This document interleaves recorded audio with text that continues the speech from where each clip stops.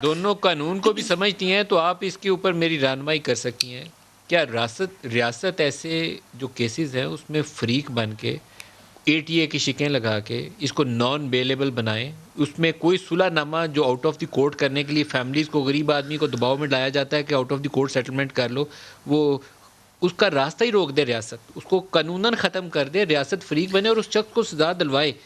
Make sure करे कि वो टांगा जाए जब तक उसकी ये फॉलो किया जाए उस केस को। क्या इस तरह के कवानीन नहीं बनाए जा सकते?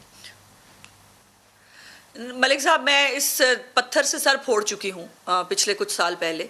और इसके ऊपर जहाँ औरत की बात आ जाती है ना, वहाँ खामखा जो मज़हब हमारा है, जो सबसे ज़्यादा औरत के तहफ़्फ़ुज़ की गारंटी देता है, उसको इस्तेमाल किया जाता है। और हमने ये जब ज़ैनब कत्ल केस हुआ था, उससे पहले जब वो कंदील बलोच वाला केस था, उसके अंदर स्टेट जो है शहबाज शरीफ साहब ने उसके ऊपर खुद स्टेट को मुद्दई बनने के लिए कहा और वो किया।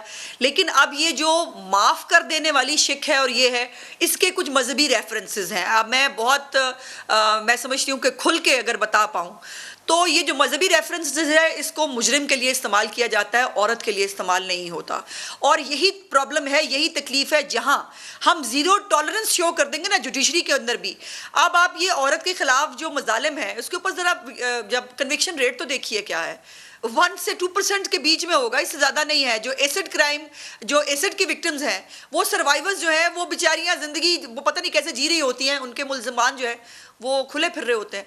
और जो आज जिस पैशन से मलाइका ने बात की है, लेटर लिखने के साथ साथ मेरी एक सजेशन होगी मलाइका को कि खुद जाइए वज़ीर आज़म को देने के लिए ये वाले लेटर, और उन्हें कहिए कि ये पूरे पाकिस्तान की हर औरत की, हर बच्ची की आवाज़ है।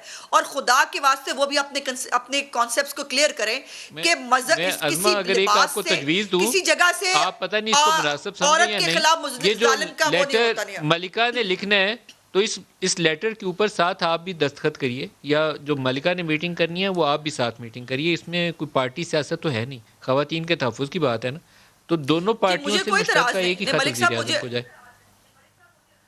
मुझे कतई तौर पर कोई तराज नहीं, मैं बिल्कुल खत लिखने के लिए तैयार हूं। बस मेरा ख्याल है ये बहुत मुनासिब होगा कि नून और वज़ीर आज़म पीटीआई साहब के मिलके भी ये खत कॉन्सेप्ट्स क्लियर होने की प्राइम जरूरत है। मिनिस्टर